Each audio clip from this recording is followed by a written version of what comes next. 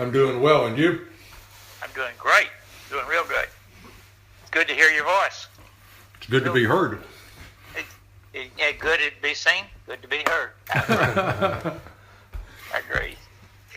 And you're living in Cummins, Georgia, just north of Atlanta, just Yes. foothills? Yeah, we've been in this house for about 12 years. I've been retired from Kimberly-Clark for 11 years. Okay. What time gets away, doesn't it? Sure does. It's amazing how you look back and realize that not just 1 or 2 years passed, but a decade or so. Yeah, decades. That's exactly right. It's a good way to put it. We used to count the days and the years, now the decades. Yeah. That's well said. I'm real proud of Gary and what he's done with his genealogical study, how you pronounce that word. Gary, you got 5,000 names in your tree? Oh, do I? Oh my goodness. I read that, but and I thought I'd done something. I got 500, but I sloughed. When I hit a limb that I'm not interested in, I just don't go there. And back when I started this several years ago, we didn't have the resources we got now. I spent a lot of time in a Mormon substation, or whatever you want to call it, and it was all in books. It was all very difficult to get to and research, and I got frustrated. And now we're fast forwarding to the present moment. It's just volumes of information available, and not to mention DNA. Have you been to the family? What was the name of that library in Knoxville? Family. Oh, McClung Museum in Knoxville. The Right. McClung Library has a big genealogical section. We were in Knoxville about 2.5 years ago. We were trying to do some research on my father's side of the family before we went over to Ireland, and we went to the library first, and they pointed us to this separate building where they keep all of their genealogical records. We found a number of things in there. Wow. I didn't even know about that. Yeah, it's just right. It's right there in Knoxville, and on Gay Street, across the street from where Uncle Everett's office used to be. Yeah, I know where that is. Yeah. Wow. No, I was not aware of that. But and I think the Nashville library has a bunch of information too, some collections on land purchases, and a buddy of mine who lives in Nashville said he's gone down there a few times. I've been in that one. Okay. Yeah, and I ran in. I got frustrated in there. It wasn't moving fast as I wanted it to move. Right. Just difficult. So, Gary, I've got almost a suitcase full of pictures and script, deeds, and all kinds of government documents that were given to me years ago. Okay. Some of them have value, I'm sure. Some of them are redundant, for sure. And some of them probably have little value. I spent a lot of time talking with Aunt Ruby. And I spent a lot of time talking with my mother. And she knew more about the Biggses than anybody did except Ruby. Okay. And because Henry didn't care, and my grandmother Sarah, I don't think, really cared about the big side. She knew a lot about the Sutton side. Papa didn't know much about anything. Right. That just wasn't his cup of tea. Daddy could care less. Everett could care less. So it's basically, this is a women's pursuit, I think, not a men's pursuit. And it was focused in the big side with, and Sutton's for that matter, with Ruby and my mother. And my mother and I went to Washington to archives a couple of 3 times. Went to Sevierville up in Sevier County, Dandridge, cemeteries and stuff like that. During all of those pursuits, Mother didn't know a stranger. She didn't see a town she couldn't be mayor of. So, here's a cemetery, and next door would be a house. So she'd go up and knock on the door. Yeah. And it's amazing what you can find out just knocking on doors. Yeah. And so she'd go banging on her door, and a couple hours later we'd leave. So I'm hungry. I wasn't got time for this. But most of that stuff I've got. Also, family pictures that passed down from place to place, and after about one and a half generations, nobody cares about a picture anymore. They go in the trash can. Bill, are your pictures labeled as to who it is in the picture? Some are, some aren't. Some I know, some I don't. Some are labeled, some are not. Some I know, some I don't. Because I can remember my mother and also grandmother Sarah having collections of pictures, but as I recall, there were just batches of loose black and white pictures that usually weren't labeled. You had no idea who the people were. That's correct. That's the reason they go into garbage. After a generation and a half, boom, they're gone. Yeah. That's exactly right. Because of you two guys, just a little bit before you, I said a couple of months ago, I said, as long as I'm sound of body and sound of mind, I got to get onto this thing again. So it's the third time I've been on it. The first time I was with Brolin. Does that name ring a bell? No. It was a Ancestry.com of the day. Okay. And that's where I put 90% of my stuff, was in the computer on that. And then I had a guy change my old computer to a new computer, and he didn't move that particular set of files over, and the old computer's gone. Oh, and you lost it. Lost everything. But I had most of it in writing, so I resurrected it for the most part. I would say I've got 70% back on the computer. Okay. And then I quit, and then I got into it about 2 years ago, and updated, started again, and I quit, and then I started again about a month or two ago. It's real easy to run hot and cold on that stuff. But yeah, I get bored. Yeah, or frustrated. Yeah, it's not a passion for me. It's just something I need to do. Yeah.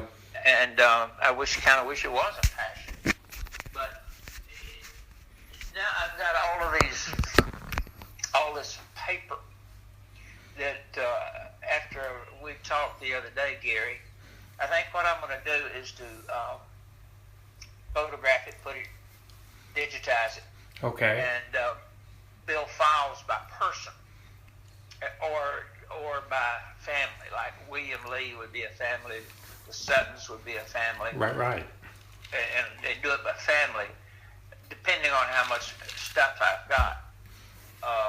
Mother's family, we know that we're aware of. We're in Middle Tennessee, around Selma, down that way. Oh, okay. And they met in Knoxville. Mother and Daddy did both worked for TVA there right downtown Knoxville. So that's how they got together. Daddy's folks came from obviously the mountains. The Suttons did, and as well as the Biggs. So that's a little bit of background. But okay, Gary I lived in Savannah, Tennessee for a few years. So you lived in Savannah? Yes, sir. Yes, so I'm very familiar with that area. Well, you know where Pocahontas is? No, I don't know. I know Pocahontas. Pocahontas, it's right, not too far from, it's kind of on the river, but it's not too far from Selma, a little bit west of Savannah. Okay. That's where Mother was born. Oh, really? Okay. Two-bed town there, and that's where all of her folks were agrarian. They lived close to the ground, and some were farmers and some were not farmers, but they lived close to the ground. Whereas Daddy's folks seemed to be more merchants. William Lee, I think, was a man of the ground, but they were more merchants, and Papa worked on he had a trade. He was a kind of an accountant of sorts. Daddy was an accountant of sorts. Not accountants, CPAs as we know them, but they kept books and things like that. Right. So, Gary, when I get these done, and it's not going to be that long because I think I can do William Lee's a day, and some of them would take a little less than a day. Okay. And then I'll get them digitized, just send the whole batch to you. Okay, yeah. Yeah, You'll have it. You'll have everything I've got. Yes, that would be wonderful to see.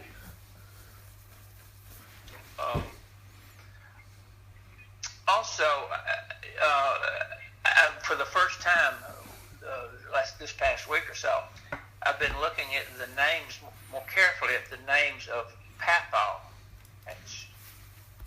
That's your granddaddy, Charles, my Yes. granddaddy. Uh-huh.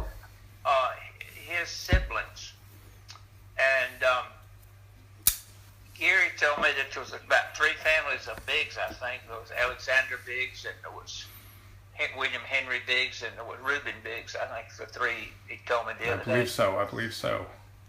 Reuben doesn't show up in any of these family names, but Alexander does. And I think Papa's oldest brother was Alex. And then he's got some sisters named Electra, and another name that starts with Ella. But that wasn't her name, Ella, but I think her name was really longer than that. Fanny, her name was a little bit longer than that, I think. Clemmy was Clementine. If her name, wait a minute. If her name was Ella, is that who my mother was named after? Yeah, I think so. Wow. See, back then, man, what do I know? I don't know from squat about this stuff. I guess you could get a degree in it if you wanted to go to college and study all this stuff. But I found, it's been my experience, that they named more for family because they didn't travel like we did. Correct. And therefore their family was a big part of their naming system. Well, it was very common for somebody not to ever leave the county they were born in. That's correct. Or even leave line of sight. He could build a house on Daddy's farm. Yeah. On the back 40, yeah. But those names are weird names to me. I've been weird back then. But it's not like John or Bill or Joseph yeah. Bill. Yeah, Bill's a real common name. William, Charles. Yep. Common. Gary.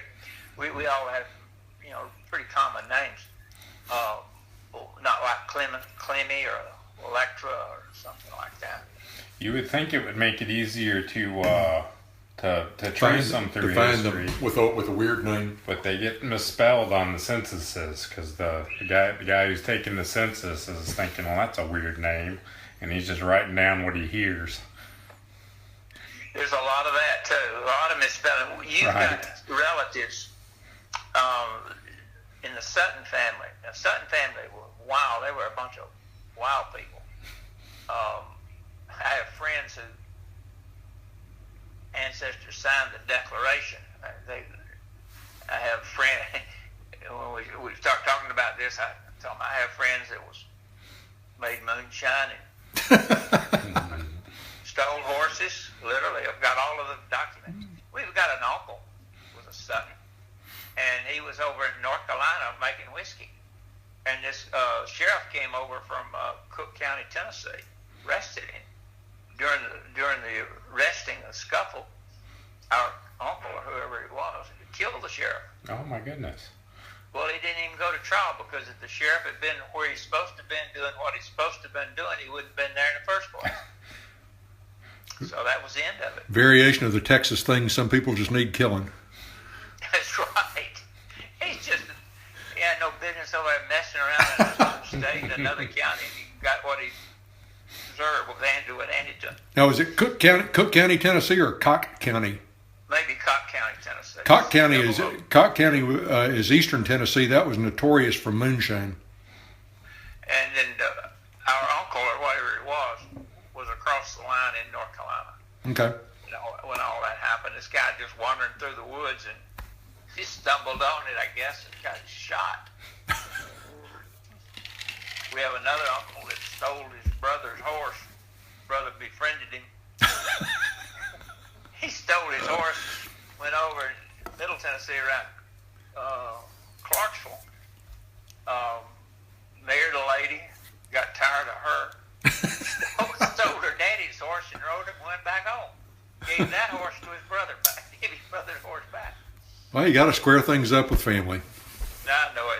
Blood runs deep. So, I mean, those Suttons are wild. Where I started on this, we have a grandpa. It was Sarah, your grandmother's Right. daddy. He went to, I think he had 8 kids, something like that, 8 or 9, Sarah's siblings. And he got tired, the family legend is lore is he went to pick or pull poke salad, didn't come back, showed up in North Georgia, around Rome, Dalton, in that area. And to your point a while ago, Charles, his name was Sutton, but they recorded as Sitten, S-I-T-T-E-N. Okay. Same dude. He had about 8 or 9 kids down there, so he was a prolific sort of guy. But when you're trying to check the census data, if you're doing the search on Sutton, nothing shows up. Well, down in Georgia it was Sitten, S-I-T-T-E-N. Yeah. Maybe that's what he did. Maybe that was his vocation. I don't know. But he was a wild man. So he had about 17 kids. And Sarah, grandma told me those stories. My mother had some of those too. Wasn't there somebody that deserted his family and went to Sevierville, or he deserted his family in Sevierville and left to go somewhere, or is that the same fella? It's the same fella. Okay. Then he calls back home. Back then, I don't think they lost contact. He calls back home and gets his son and gets his son to come down to Dalton or somewhere, North Georgia. Yeah. And he had about 8 or 9 kids down there. So he left the Sevierville crowd, joined his father down in North Georgia, and had a bunch of kids with them. I don't know, but what the Chattanooga crowd of Suttons are not relatives to us. I know they're relatives to us. Didn't William Sutton, didn't he? I think he settled in Chattanooga. I think he just had daughters, though. Yeah, he was a professor, I think, down at University of Chattanooga or somewhere. Yes. I met him a couple of okay. times when I was a little kid, and he was an old man. Yeah, he was back then. Old is younger than it is today, but or young is older. Maybe that's what it was. But he was an old man back then. And then he had a daughter. I forget her name, but she was younger than Mother and Daddy. Marjorie Sutton. That may have been her. Yeah. And I think she had a kid. I'm not sure. I think she had 2 daughters, Janice and Carol. And I think they're all still living in Chattanooga. I think I found them on Facebook. I haven't contacted them though. How did we get Uncle? What's his name? Will? Will, yes sir, Will Sutton. William Will. It's one of How are we related? That's one of grandmother's brothers. Okay. Will was a brother. Harrison was a brother. Will was. I knew Harrison. Pardon me? I knew Harrison real well. He was Wilford's daddy. Okay. Will was his brother, was grandmother's brother. Will had Parkinson's disease, as I recall. That's correct. I think that's right. I know he had some disability like that, but that Parkinson sounds right. Yeah, Uncle Harrison and his wife lived in Maryville, I believe. We went to visit them. Harrison did. Yeah, we visited them several times. I remember they had a family reunion one year. We had several of the Sutton reunions down at the Springs Park in Fountain City. Okay. We had 3 or 4 of them. Wow, now that you mention it, I do remember something down in that Fountain City Park. I'm surprised you remember it, Charles. You're pretty good because you were just tight when that was going on. I was barely of age to remember. I remember the family reunion at Uncle Harrison. It was either at Uncle Harrison's house or close by. That's right. That's correct. They had one out. I'm not sure that was a full Sutton reunion, but it was a reunion. Yeah. But that one was limited. The one down in Fountain City were full blown. They were 200 or 300 people. Yeah, they were big deal.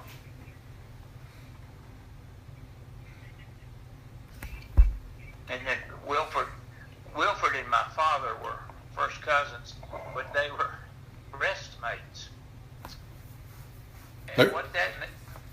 What does that mean? Yeah, Okay. That's a term you probably have never heard of. I haven't. Wilford and Daddy were born right at the same time, within a week or weeks of each other. And I think Wilford's mother, Harrison's wife, was named Minnie, I believe. Yes. And she had more milk than a Jersey cow. Aunt Sarah, Sarah, our grandmother, not Aunt Sarah, Sarah, Right. didn't have any milk. Okay. She starved Daddy to death. So they went to Maryville. He recovered. Your dad was a big man. Yeah, he was a big man. And well, Aunt Minnie's responsible for that because Wilford and Daddy nursed off the same time, off the same lady. Now these are stories, Gary, that don't show up anywhere. Right. No, I'm taking notes. Yeah, you can go through Ancestry.com all you want to, and you won't find stuff like that. No, you'll never find this. And people on several subjects say, Bill, you need to sit down and talk. Well, it's hard to sit down and just write without inspiration. You know, somebody says something and that reminds you. I hadn't thought of Harrison and Minnie in forever. I would not have ever gotten Uncle Will until you mentioned it. But now it brings all that stuff back. Wilfred, who is our uncle, I guess, or something, Daddy's first cousin, maybe our third cousin, and Daisy were divorced. And that was a sordid affair. I don't know if that shows up in any of your records either. They had 3 children, Daisy and Wilford. One boy, 2 boys, Mike and the older boy. Bill Sutton. His name's Bill? Yes, sir. William? Yeah, and then the daughter, the girl. Linda Jane.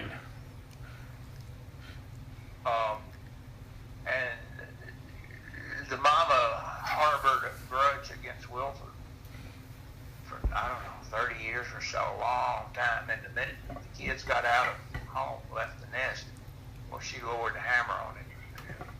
He was really crushed because the event that triggered her ire, her anger, had long since decades ago. She harbored that the whole time.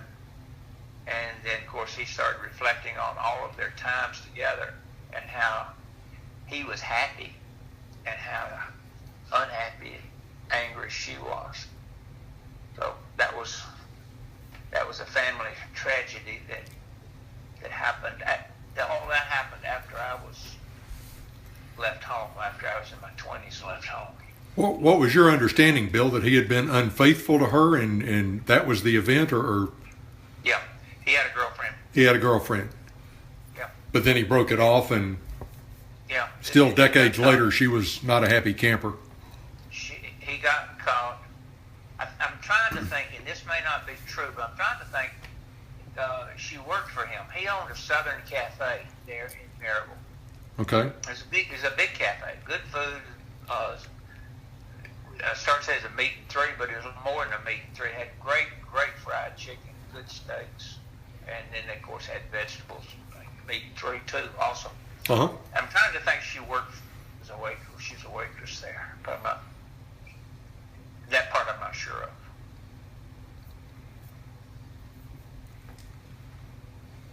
But after the kids left home, she filed for divorce.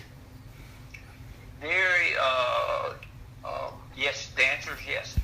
But she did it in kind of a cruel way. I mean, when that happened, I guess they were 60. And when he had his affair, I guess they were, 30. Right. I'm guessing, but they were young, sort of vibrant people, and all the time passed, and boy, she'd harbored this bad news all that time. Hmm. I've seen the divorce mentioned, but I haven't been able to find a document of it. I found this whole web page on McBee's and the lineage of McBee's, and she was mentioned in there, and it was a line that they were married on such and such date, but later divorced. Yeah, her name was Daisy. Yes, Daisy Lita McBee. Okay, and Bees was her last name. Yes, sir. Yeah, I've never known that. It was her maiden name, yeah. Yeah. But they had a nice house. Winston and I spent about 2 weeks in their house in Maryville when David was born. That means we were 12 years old. Because Mama couldn't tend to us and have the baby at the same time, so she shipped us to Knoxville, Maryville. And so we were there with them for a couple of weeks. Oh, okay.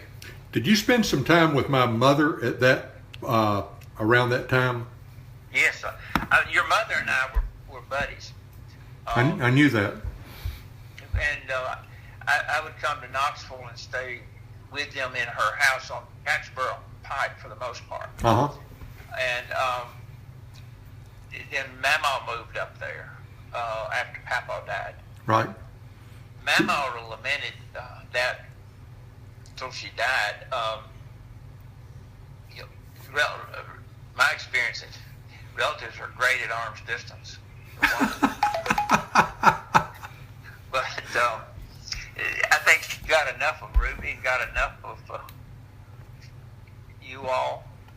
Yeah. That's a little bitty house, if you remember, Charles. Oh, I know. I went. I was back in Knoxville a couple of years ago, and I was driving one of my high school classmates around, showing him where different classmates lived in the Fountain City area.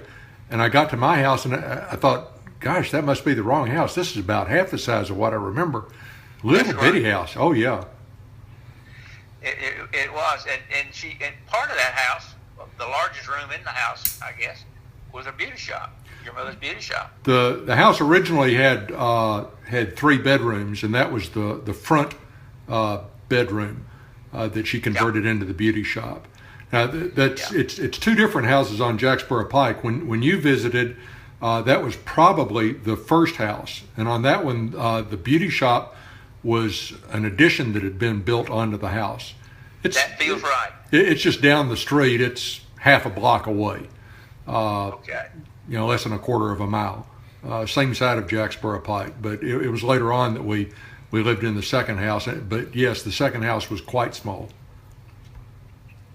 Well, the first house was quite small, let me tell you also. Yeah. Like the kitchen had a little sitting area, and there was no lady. I don't remember a dining room in that house. No, it was the living room. Yeah. And it had a dining table in it. Okay. But it was not. I mean, it was a tiny house. Your daddy had a man cave out in the garage, and It wasn't dressed up like a man cave is today, with. It used to be a chicken coop, I think, that was adjacent to the garage. It was like a That's one-car correct. garage with this. After Mother and Daddy were divorced, we lived in that house, I don't know, maybe 6 more months after that. And so I got the man cave. Okay. Uh, So you were in the man cave. yeah. Your daddy, one time, I had a birthday. I was up there. I don't know how old I was, 14 maybe, or something like that. And I don't know where my siblings were, because usually when I would visit, I would just be up there by myself with Right. your mama. Yeah. And your daddy gave me a tie clasp, but it was his. It was a sword that had the handle, and it had the point, but in the middle was a gap, and you fixed it on your tie where it looked like the sword ran through the tie. and that's Like it had pierced the tie. yeah, like it pierced the tie. And that just amazed me, and I kept looking at it. He gave it to me, I remember. And I had it for years. Back then, ties were bigger than they got later, and it was not fashionable. Right. But I don't know where it is now. I don't have it now. But I did have it for years as a kid. But your dad was always a gracious man as far as I was concerned. Oh, thank you. I know he and Ruby had moments, but yeah, that wasn't evident in being there. Right. You wouldn't know that. But You never saw them arguing or anything? never saw one. You never saw them arguing or having No. cross words? No strife whatsoever. None. Never did. Your dad was a quiet man. He was I will guess introverted. I'm not sure. I was Okay. just a kid, but he was a quiet, kept to himself sort of guy. And your mother she was a red-headed woman. She was exciting, pretty, and she had a strong personality. She was a strong. I keep wanting to say loud, but she was not loud. She was just full of it.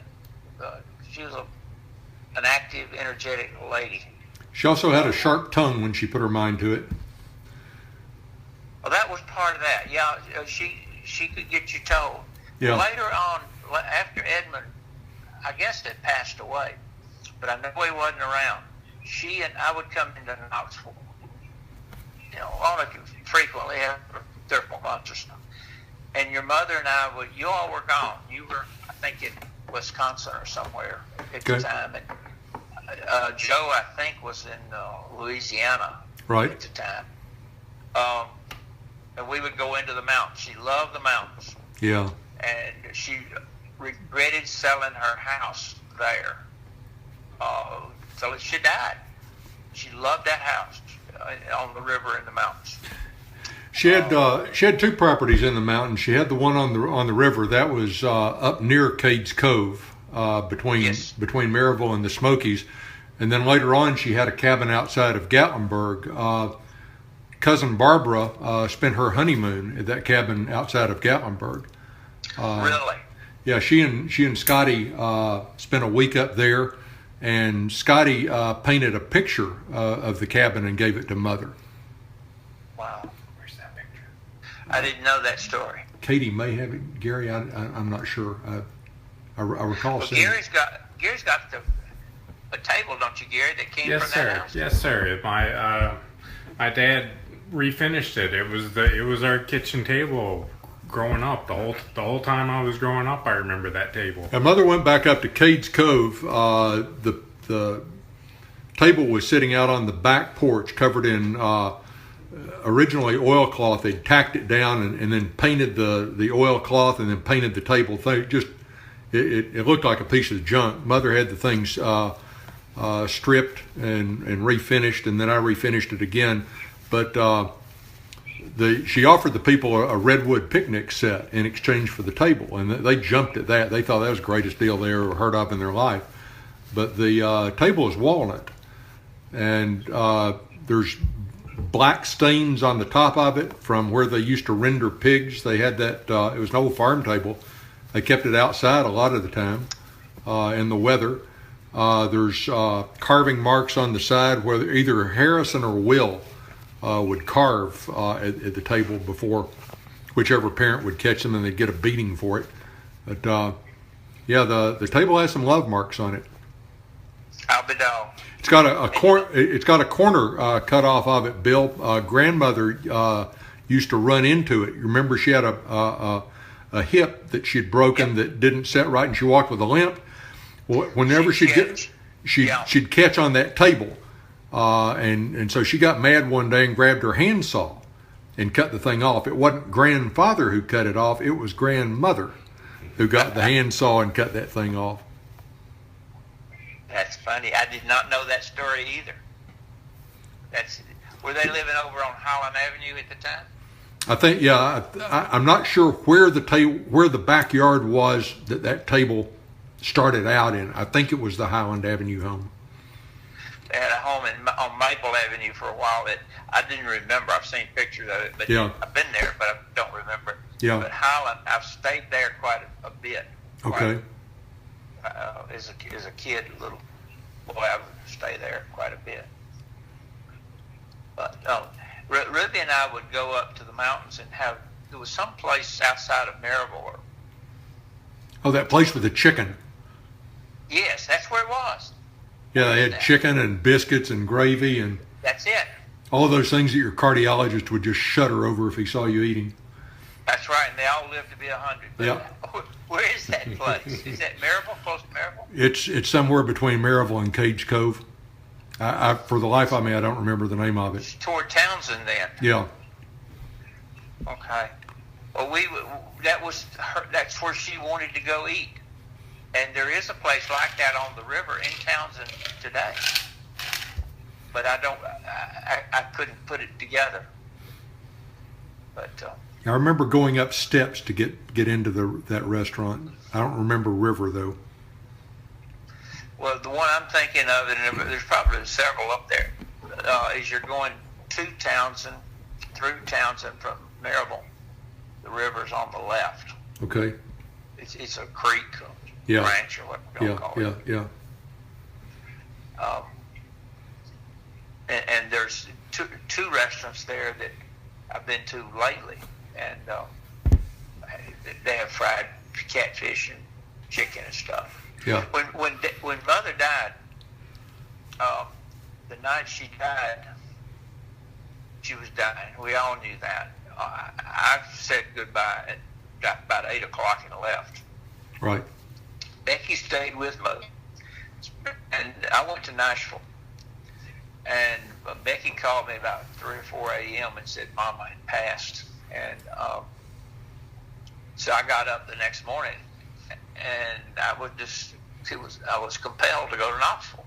So I got in the car about 6 or 7 o'clock, went to Knoxville, and have a good friend who has a place here in Caroline. That's how I met him, was here in Caroline. But he was raised in Whittle Springs, just outside of Knoxville, between Fountain City and Knoxville. Yeah. And I called him and I said, Herb, what you doing today? And he said, I got a feeling I'm going to be doing something different. Where are you? And I said, well, I'm on my way to Knoxville. And I was wondering what you were doing. He said, not a form thing. Let's do that together.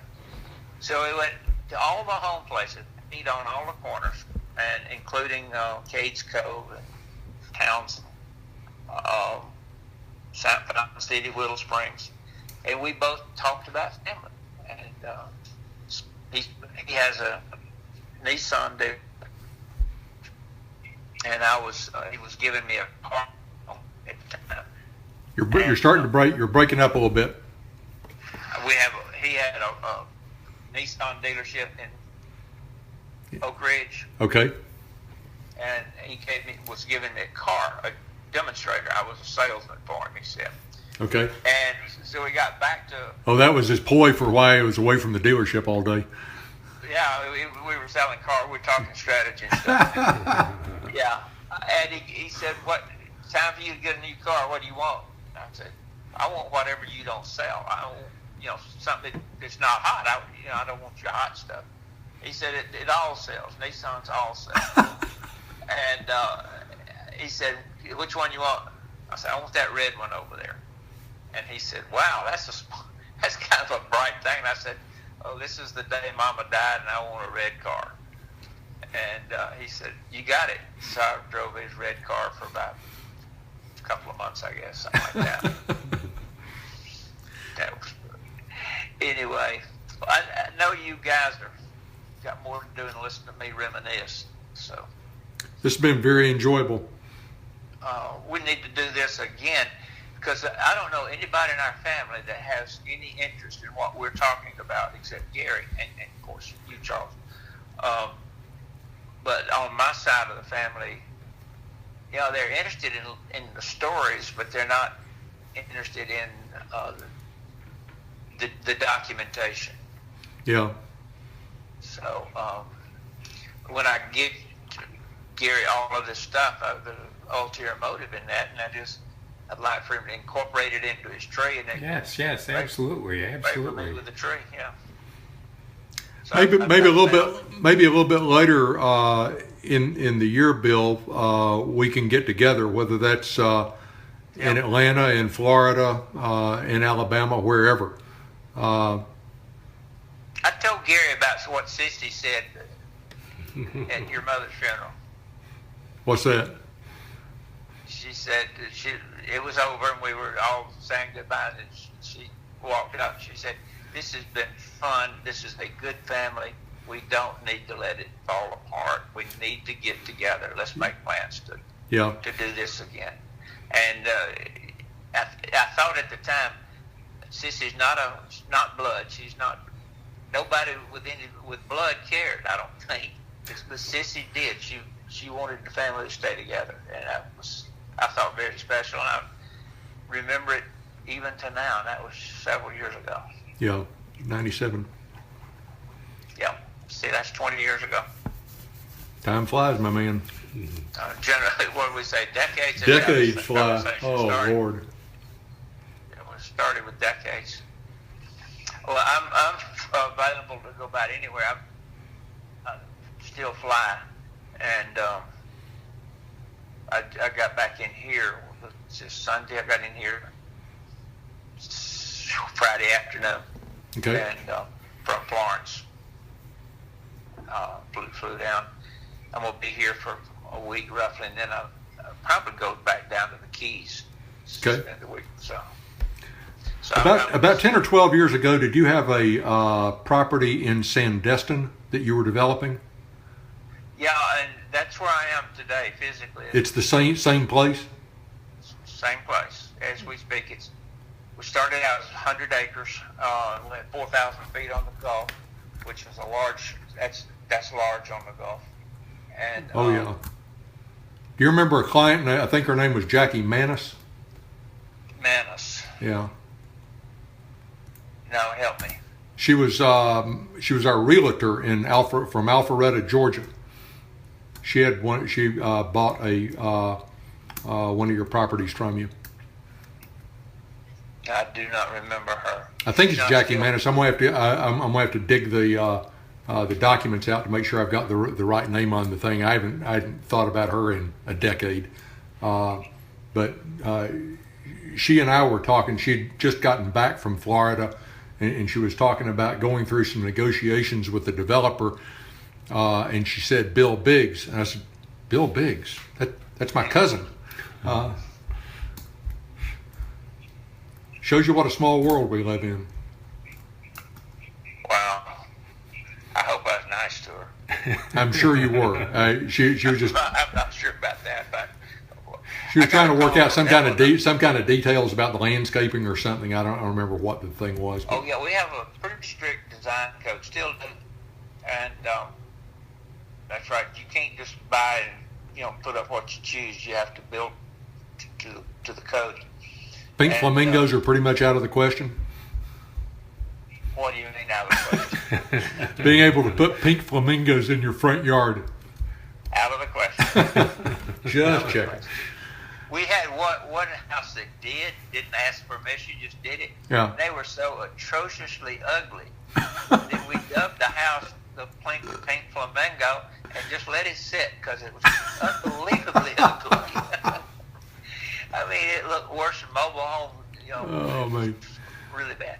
I went to the website for your development. That's a stunning development. You've got to be proud of the way that's turned out.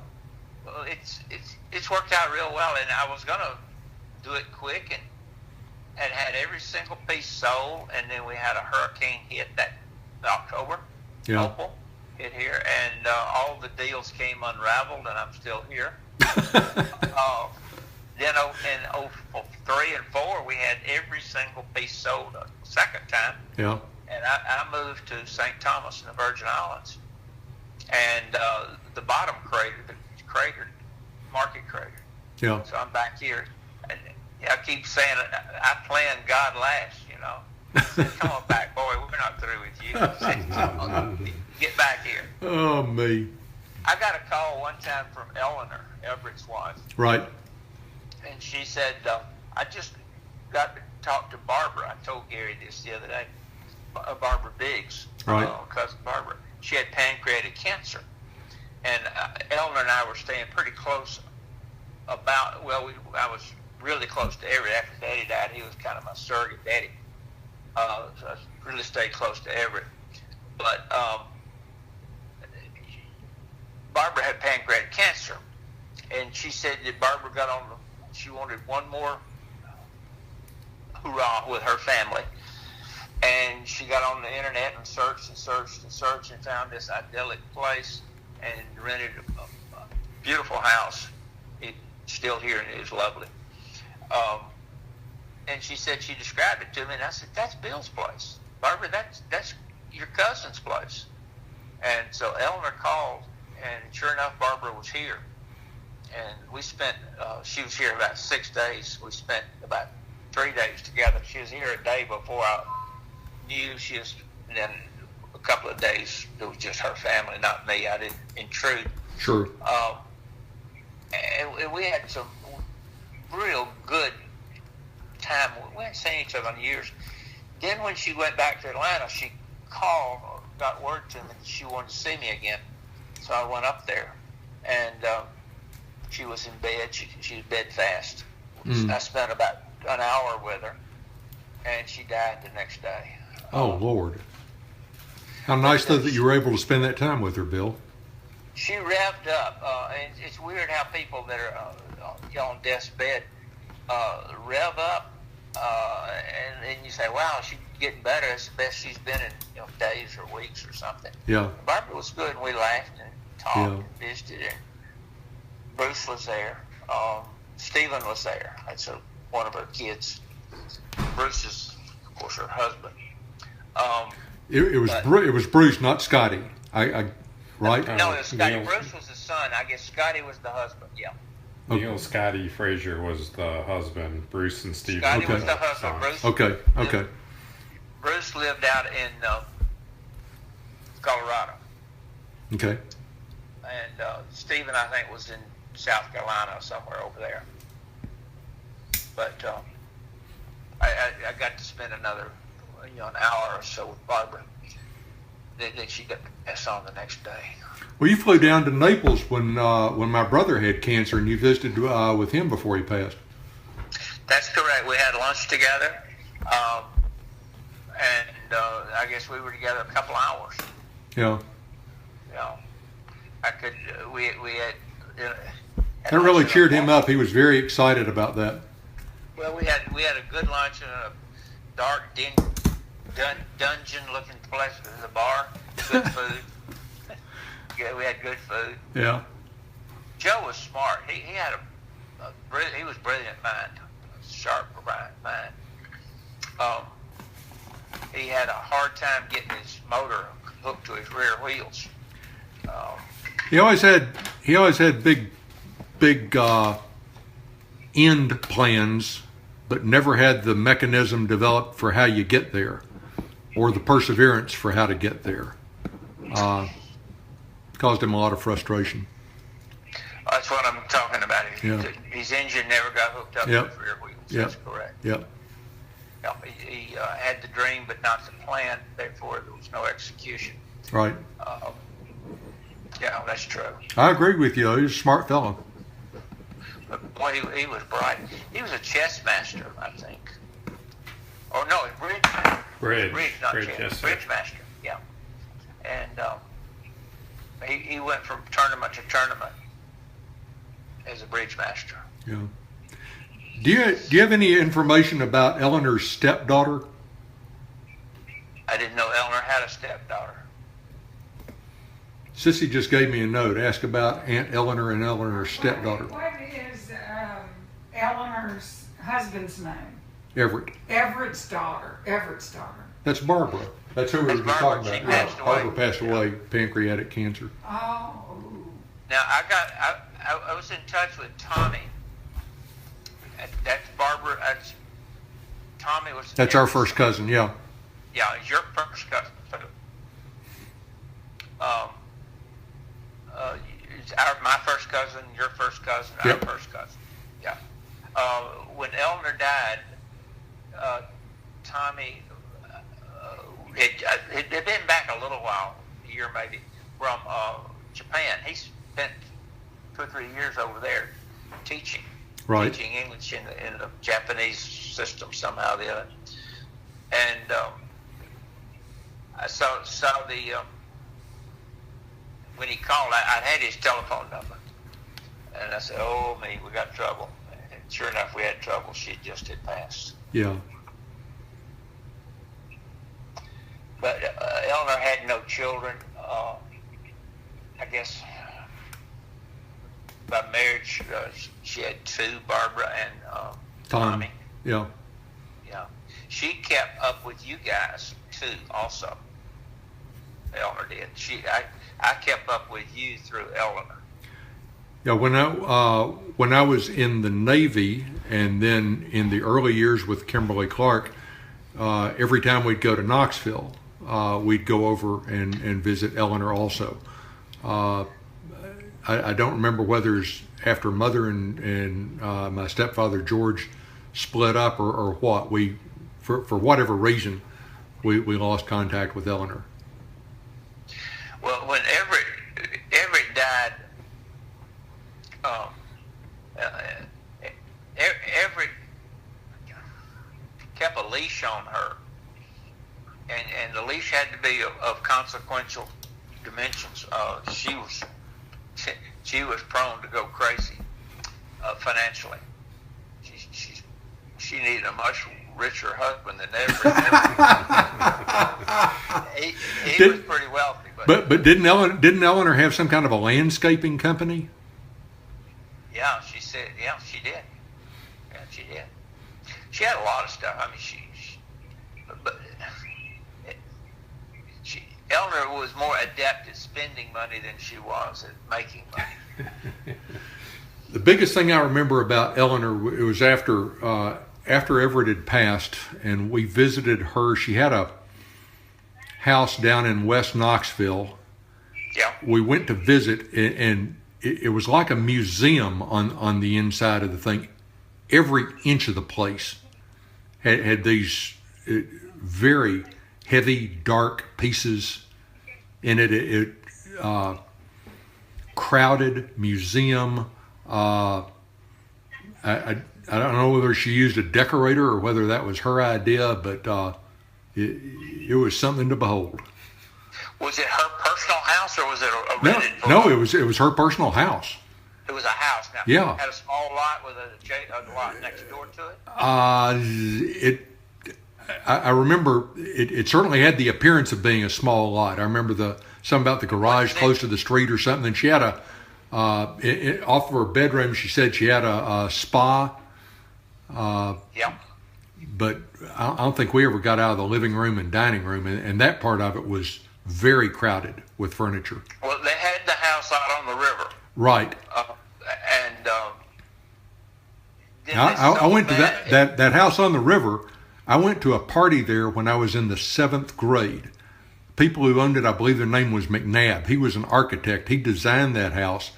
there were on the walls, there were no right angles, which to build a house is supposed to be pretty difficult to do without any right angles on the thing.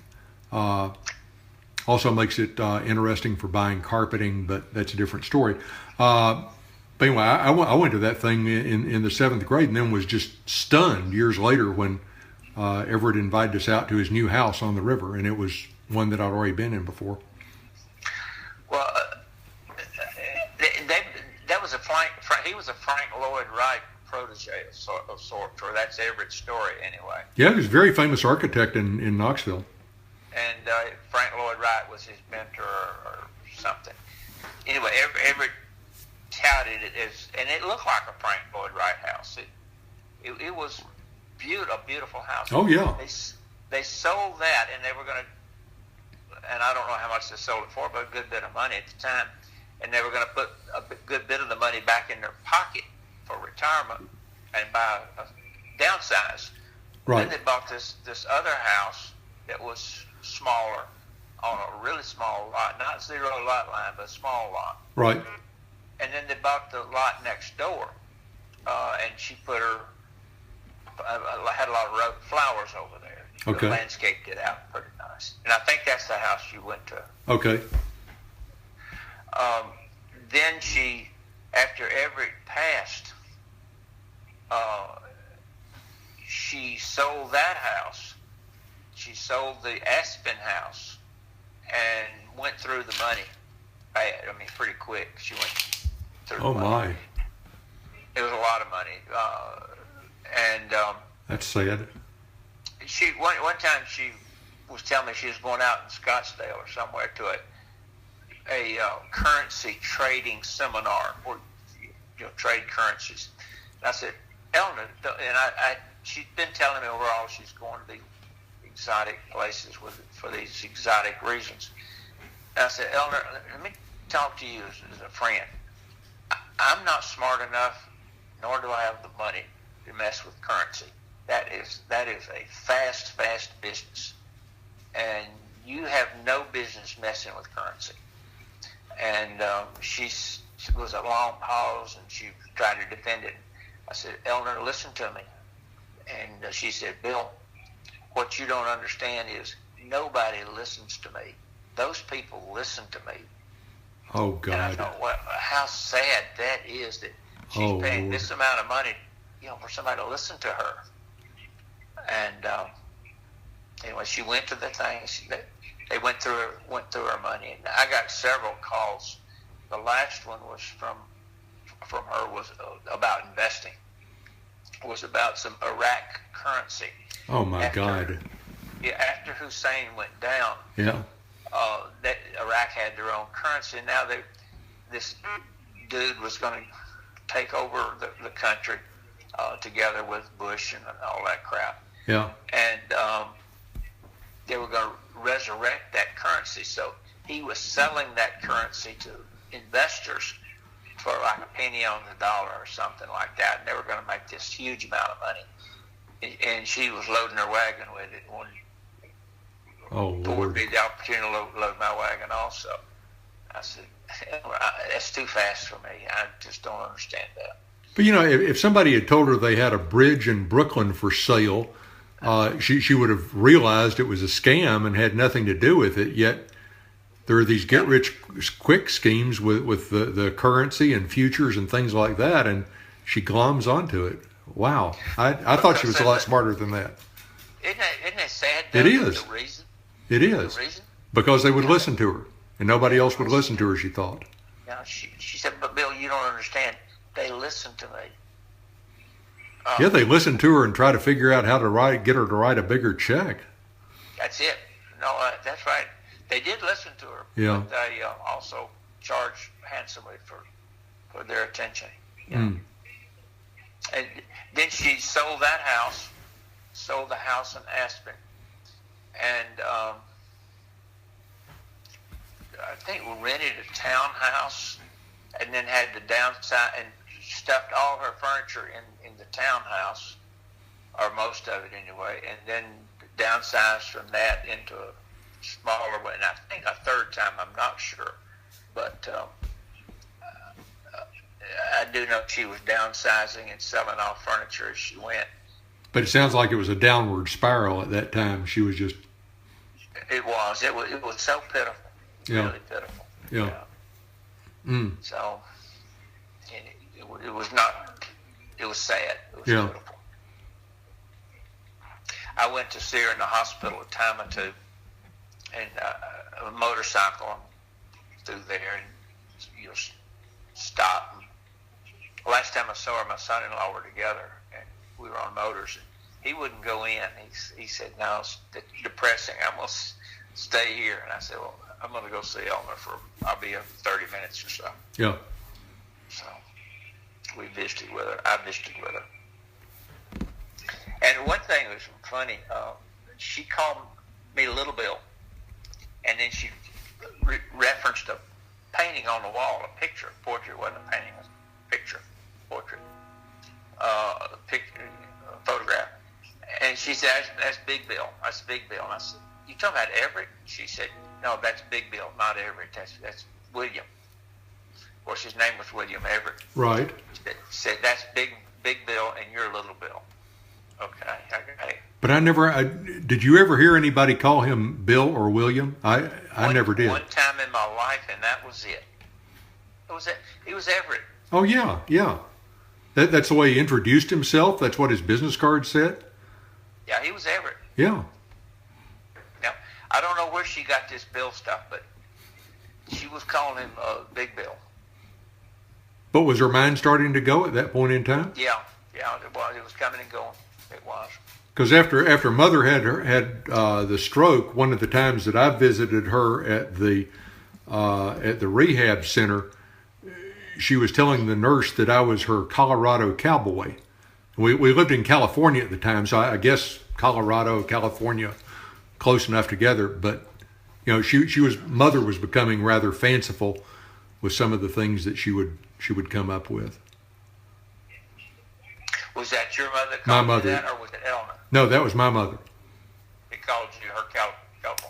Only did that one time, and that was after she had the stroke. She had a stroke in October, and she passed in April or May. I don't remember the month, but anyway, nominally 6 months later. And so I was coming up with every excuse I could with Kimberly Clark about why I needed to be back in the Knoxville area. I was doing 2 and 3 trips a month back east to visit, but she wanted to get better. She thought that she would recover from the stroke, and it just became apparent over time that no, this was about as good as it was going to get, and it was going to start to go downhill from there. Yeah. Wow.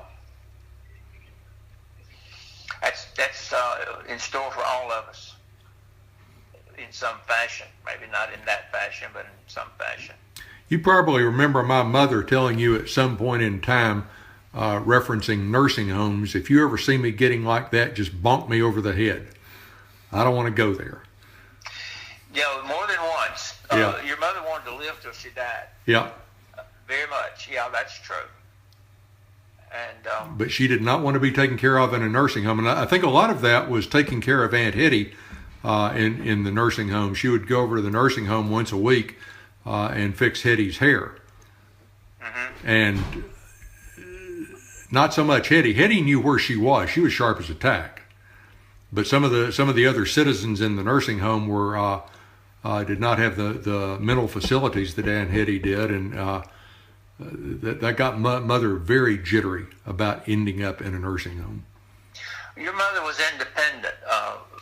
She was independent when she was married. Oh, yeah. When Edmund was there. Yeah. And the thought of her being beholden to someone or dependent on someone was not in her. Not in her agenda. Oh, when Joe and I tried to talk her into giving up her car, she had more excuses than Carter had little liver pills about why she needed to keep that car. And mm-hmm. it just made no sense. She couldn't see where she was going. It just scared the hell out of me to ride with her. It got to the point I would, this is before the stroke, I would offer to do the driving, whether either in my rental car or in her car, rather than ride with her driving. That's correct. I did too. I wouldn't ride with her. She's a scary person. But to think about her being in Fountain City driving around on her own. Joe and I finally talked her out of the car, giving the car up, and she was going to either take a cab or call Joe whenever she needed to go somewhere. And he was very good about, she didn't go very many places. I mean, she lived a block and a half from the church, right around the corner. She could walk there. Joe would take her to the grocery store or doctor appointments or whatever. She really did not need a car, and I think the safety of the citizens of Knoxville went up dramatically when she quit driving. Well, yeah, I think you're right. When the last time I was with her under those circumstances, she was not past me. She just wasn't safe. I don't remember her being a hazard or anything, but she just wasn't safe. Yeah. So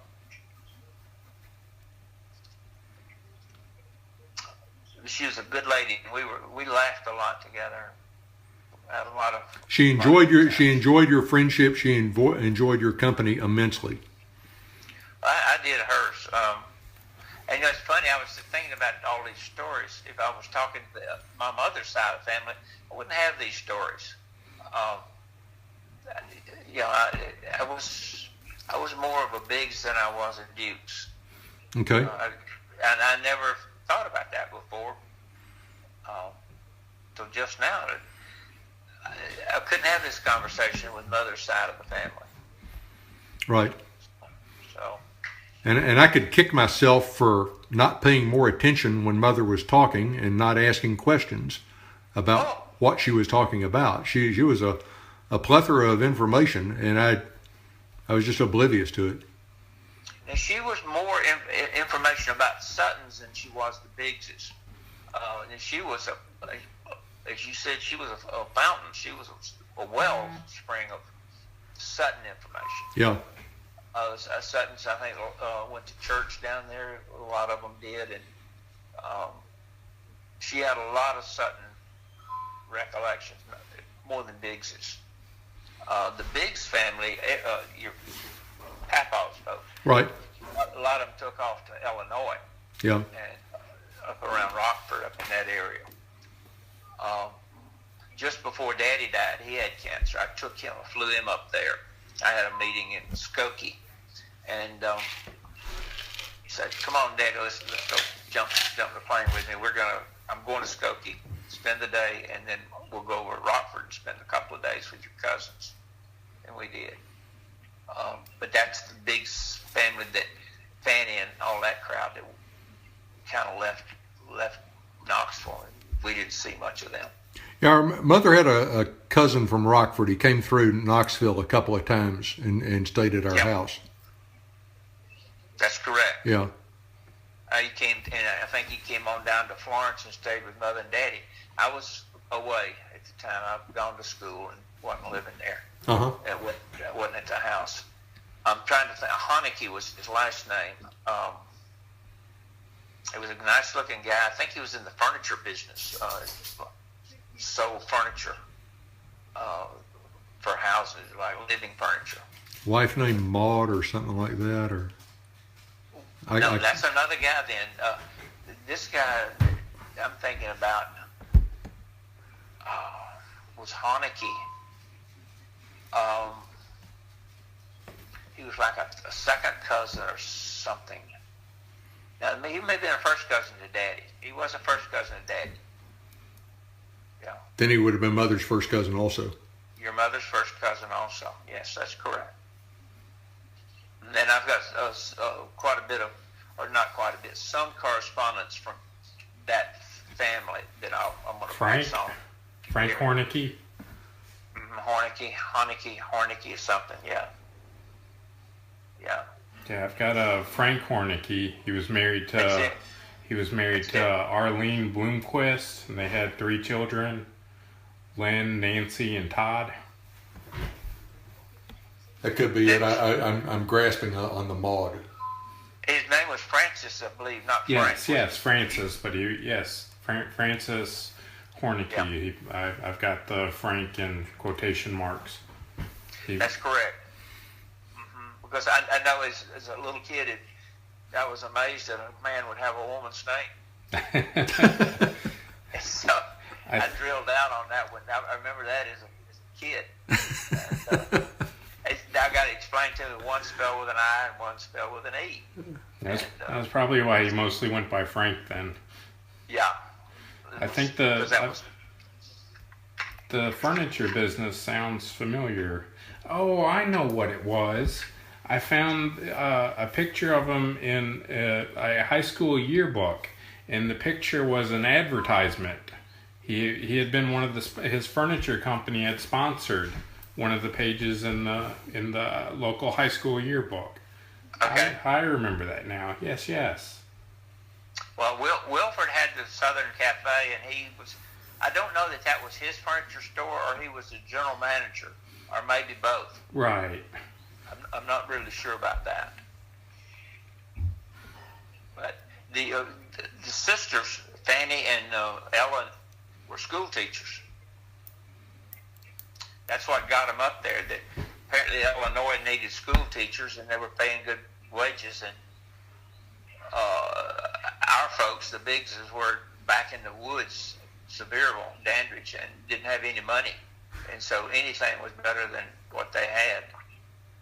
If they were looking for pay, they sure weren't going to be getting it in East Tennessee as teachers. No, they absolutely weren't. And Papaw came to Knoxville. That was in, and they went on to Illinois.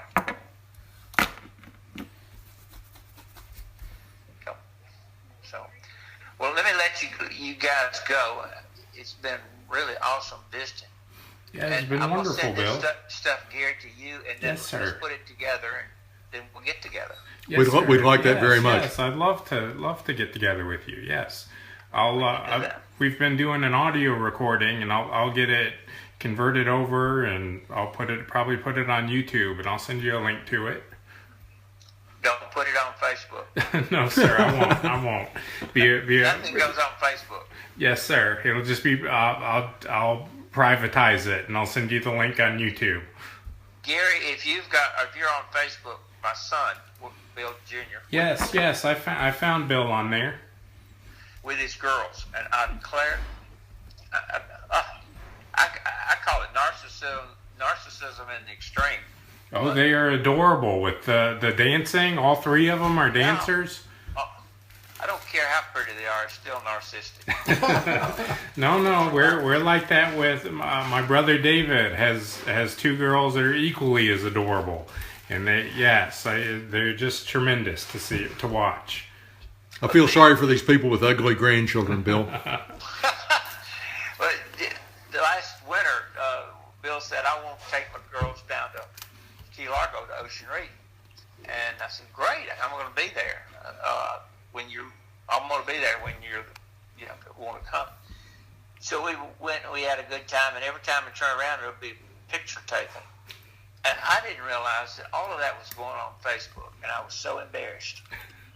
So I'm a lot more private than that. I'm just embarrassed. Oh, that was awful. If it goes on Facebook, forget private.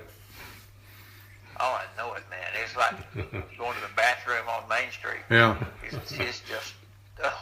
Which I think is a little bit more private than Facebook, but yeah. Okay, guys. Thank you for visiting. thank you. Oh, thank you. And we'll be talking soon.